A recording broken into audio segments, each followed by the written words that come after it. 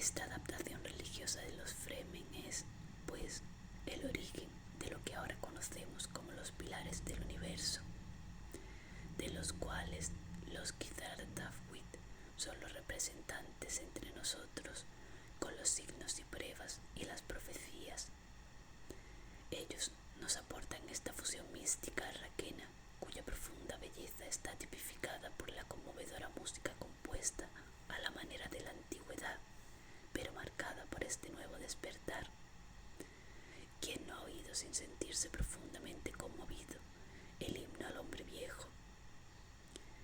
Mis pies han hollado un desierto, habitado por ondeantes espejismos. Voraz de gloria, ávido de peligro, he recorrido los horizontes de Al-Kulab, viendo al tiempo nivelar las montañas en su búsqueda y en su hambre de mí. Y he visto los gorriones acercarse rápidos, tan osados como un lobo al ataque. Se han dispersado por el árbol de mi juventud. He oído la bandada en mis ramas y he conocido sus picos y sus garras. De El despertar de Arrakis, por la princesa Irulan. El hombre se arrastró por la cresta de una duna.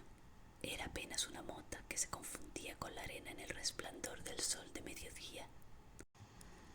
Solo iba vestido con los restos de una capa juba, y a través de los harapos se veía su carne desnuda que quedaba descubierta al calor. Había arrancado la capucha de la capa, pero el hombre se había confeccionado un turbante con un jirón de tela. Mechones de cabellos del color de la arena sobresalían de él y hacía un juego con su barba enmarañada y sus cejas pobladas. Debajo de sus ojos azul contra azul había restos de una mancha oscura que ensombrecía sus mejillas. Tenía una marca hundida en el bigote y la barba, lugar que antes ocupaba un tubo de destiltraje que iba desde la nariz a los bolsillos de recuperación. El hombre dejó de arrastrarse por la cresta de la duna, con los brazos extendidos hacia la hondonada. La sangre se le había coagulado en la espalda, los brazos y las piernas. Costras de una arena amarilla y grisácea que habían formado sobre sus heridas. Colocó despacio las manos por debajo de él, se impulsó hacia arriba y consiguió ponerse en pie, aunque se empezó a tambalear. A pesar de estar agotado, sus movimientos aún conservaban cierta precisión. Soy Liet Kynes, dijo, hablando para sí mismo y dirigiéndose al vacío horizonte, con una voz que más bien era una ronca caricatura de su antigua viveza. Soy el planetólogo de Su Majestad Imperial, Jadeo, el ecólogo planetario de Arrakis, el servidor de esta tierra. Se tambaleó y cayó de lado por la hondonada de la duna. Intentó aferrar las débiles manos en la arena sin éxito. El servidor de esta arena, pensó. Se dio cuenta de que había empezado a delirar, de que tenía que escarbar para hundirse en la arena y encontrar un estrato inferior que estuviese más fresco para enterrarse en él. Pero notó el olor dulzón y nauseabundo de una bolsa de preespecia en algún punto bajo la arena. Conocía el peligro que suponía dicho descubrimiento. Mejor que cualquier otro Fremen, si era capaz de oler los gases de las profundidades de la arena, era porque había alcanzado tanta presión que estaba a punto de estallar. Debía de alejarse lo más posible. Clavó las manos en la arena e intentó arrastrarse por la superficie de la duna. Un pensamiento se apoderó de su mente, uno claro y preciso. La verdadera riqueza de un planeta está en sus paisajes, en el papel que jugamos nosotros en esa fuente primordial de civilización, en la agricultura. Reflexionó sobre lo extraño que resultaba que la mente, que llevaba mucho tiempo fijada en una única dirección, fuera incapaz de cambiarlo. Los Garcones lo habían abandonado allí y sin agua ni destiltraje, con la esperanza de que un gusano se encargara de él, si no lo hacía el desierto. Les había resultado divertido dejarlo vivo para que muriera lentamente en las impersonales manos de su planeta. Los Harkonnen siempre han encontrado difícil matar a los Fremen, pensó. No morimos con facilidad. Yo ya debería estar muerto. Lo estaré muy pronto, pero no puedo evitar pensar como un ecólogo. El principal cometido de la ecología es llegar a comprender las consecuencias. La frase le hizo estremecer porque pertenecía a alguien que estaba muerto. Era de su padre, que había sido planetólogo allí antes que él. Su padre, fallecido hacía mucho en el derrumbamiento de la depresión de yeso. Te has metido en un buen lío, hijo, dijo su padre. Deberías haber sabido cuáles eran las consecuencias de ayudar al hijo de ese duque. Estoy delirando, pensó Kynes. La voz parecía provenir de su derecha. Kynes arrastró la cabeza por la arena para girarla y mirar en esa dirección. No había nada, a excepción de la ondulada extensión de las dunas que parecían bailar al infernal calor del desierto. Cuanta más vida hay en un sistema, mayor es la cantidad de nichos que existen para preservar dicha vida, dijo su padre. Ahora la voz venía de su izquierda, detrás de él. ¿Por qué no deja de moverse a mi alrededor?, se preguntó Kynes. No quiere que lo vea. Es la propia vida la que aumenta la capacidad de un sistema cerrado para sustentar la vida, dijo su padre. La vida aumenta la disponibilidad de nutrientes, infunde más energía al sistema gracias a los enormes intercambios químicos que producen de organismo a organismo. ¿Por qué insiste en repetir siempre lo mismo?, se preguntó Kynes. Son cosas que sabía desde antes de tener 10 años.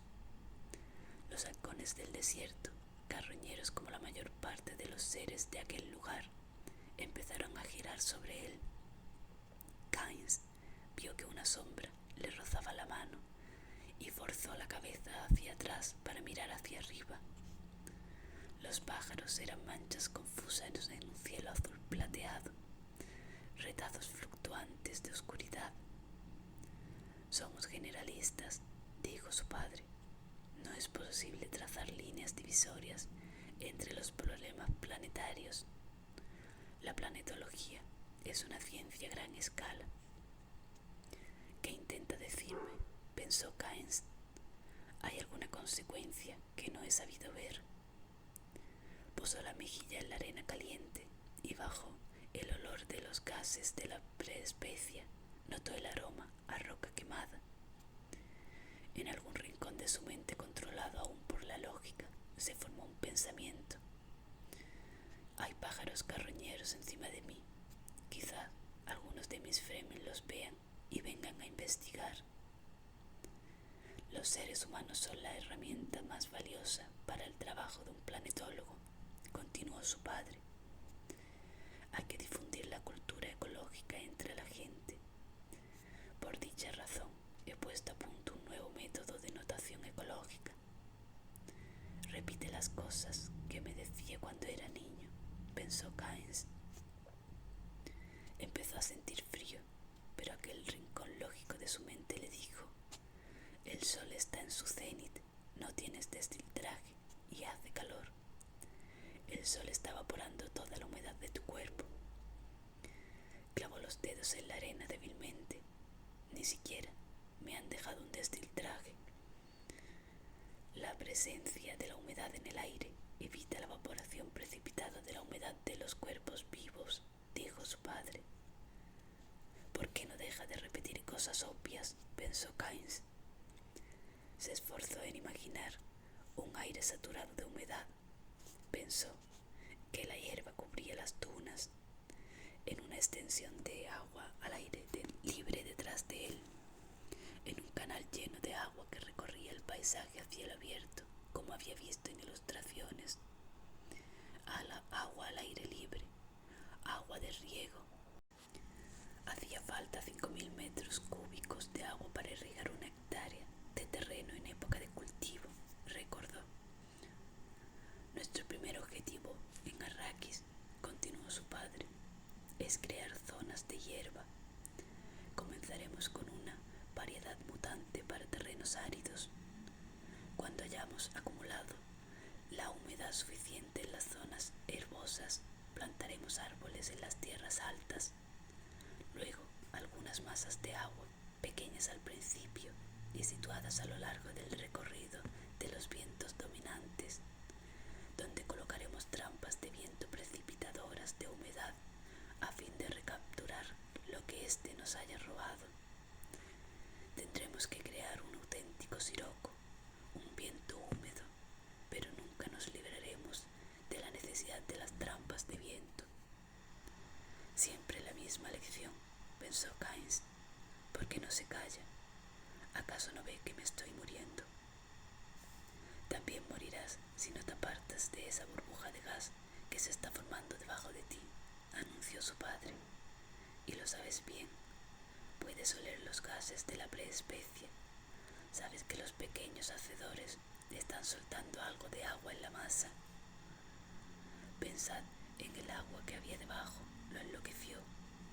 Se la imaginó sellada en los estratos de roca porosa por esos seres coriáceos, mitad planta, mitad animales, los pequeños hacedores y los pequeños huecos por los que se vertía un líquido claro, puro, refrescante en una masa de preespecia. Inhaló y respiró aquel aroma nauseabundo y dulzón. El olor era cada vez más intenso. Kynes se puso de rodillas, oyó el graznido de un pájaro y el apresurado batir de alas. Es un desierto de especia, pensó. Los Fremen no pueden estar lejos, aunque sea de día. Sin duda, habrán visto los pájaros y vendrán a investigar. Moverse a través del territorio es una necesidad para la vida animal, dijo su padre. Incluso los pueblos nómadas sienten esa necesidad. Rutas de movimiento que se ajustan a las necesidades fisiológicas de agua, comida y minerales.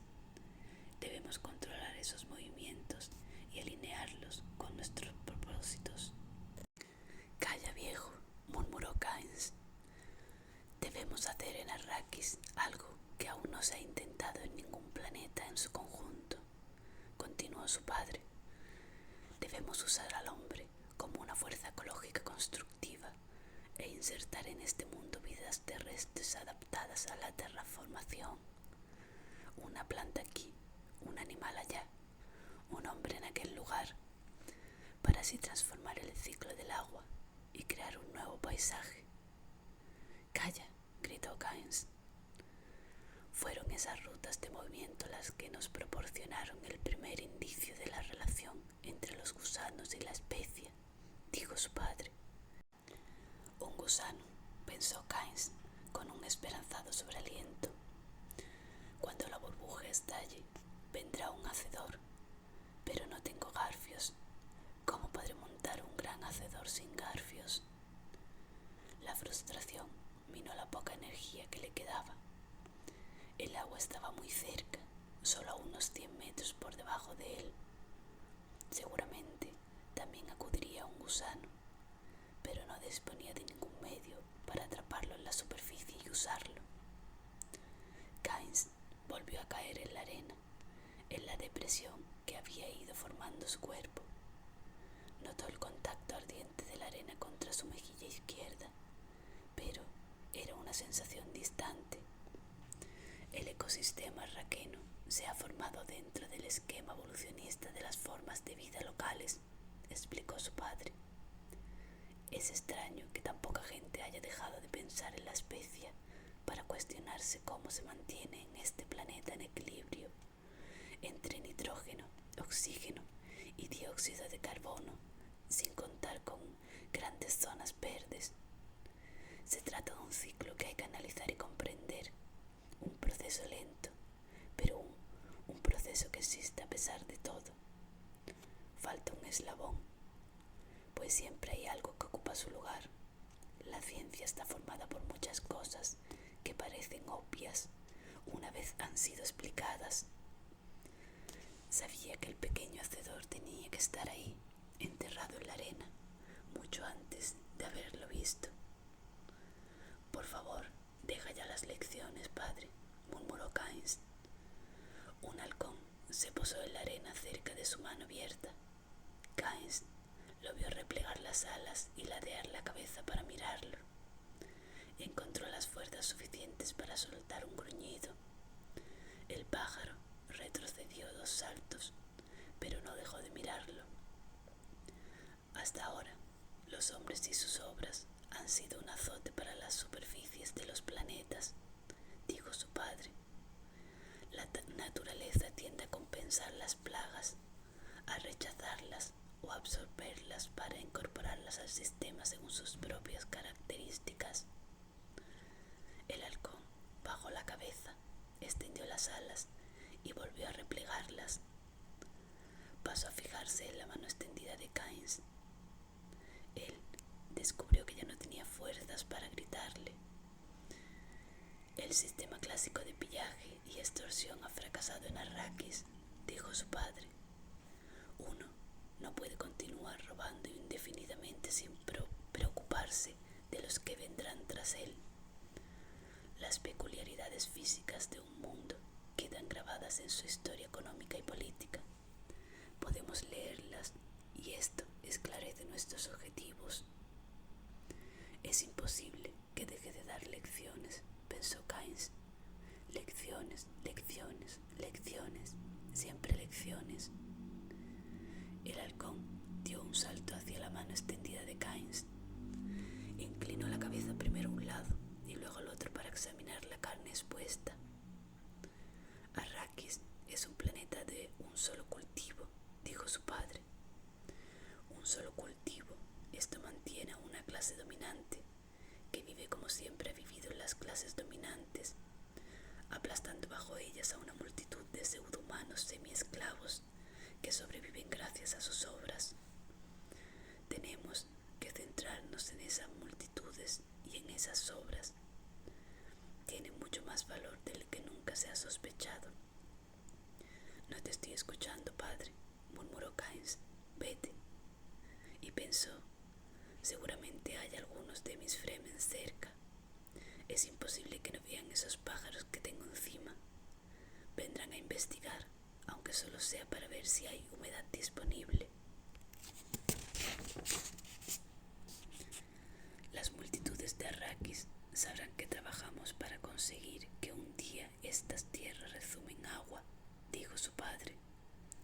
«Como es de esperar, la mayoría verán dicho proyecto como un acto casi místico. Muchos, sin pensar en la prohibitiva proporción necesaria, pensarán que traeremos el agua de otro planeta en el que abunde, que crean lo que quieran mientras crean en nosotros.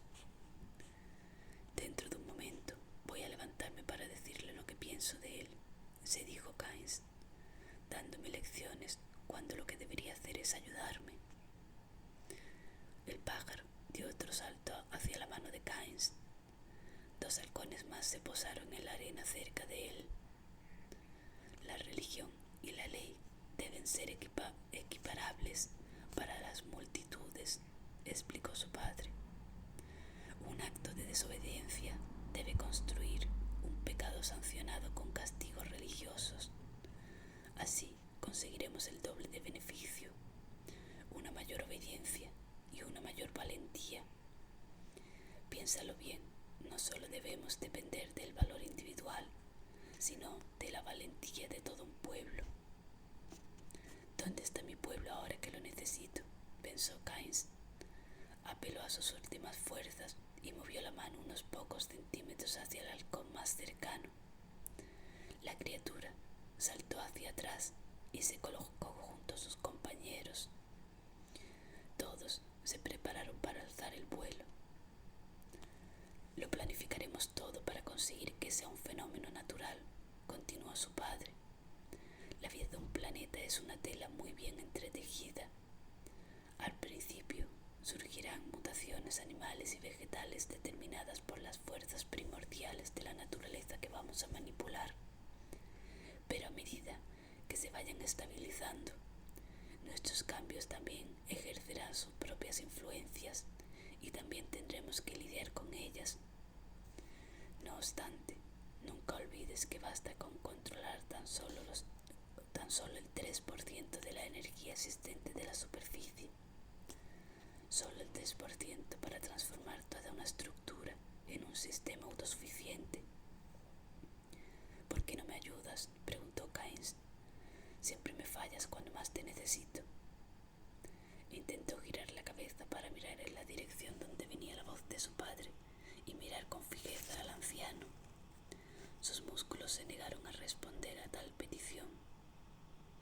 Keynes vio que el halcón se movía. Se acercó a su mano, un paso tras otro y con cautela, mientras sus compañeros esperaban con fingida indiferencia. El ave se detuvo a solo un brinco de su mano. Una profunda claridad inundó la mente de Keynes. De pronto fue consciente de una posibilidad para Arrakis que su padre no había visto. Las implicaciones de dicha posibilidad fueron como una sacudida. No podría haber mayor desastre para un pueblo que caer en manos de un héroe, dijo su padre. Me estás leyendo la mente, pensó Keynes. Bien, que lea. Los mensajes han partido ya hacia mis poblados Siege. Nada puede detenerlos. Si el hijo del duque está vivo, lo encontrarán y protegerán como he ordenado. Quizás se deshagan de la mujer, su madre, pero salvarán al muchacho. El halcón dio otro salto hacia adelante y se quedó muy cerca de su mano. Ladeó la cabeza para examinar la carne yacente. Luego, de repente, volvió a erguir el cuello, soltó un único graznido y alzó el vuelo, seguido al instante por sus compañeros. Ya están aquí, pensó Keynes. Mis Fremen me han encontrado. Luego oyó el retumbar en la arena. Todos los Fremen conocían ese sonido, sabían distinguirlo inmediatamente de los sonidos de los gusanos o de cualquier otra forma de vida del desierto.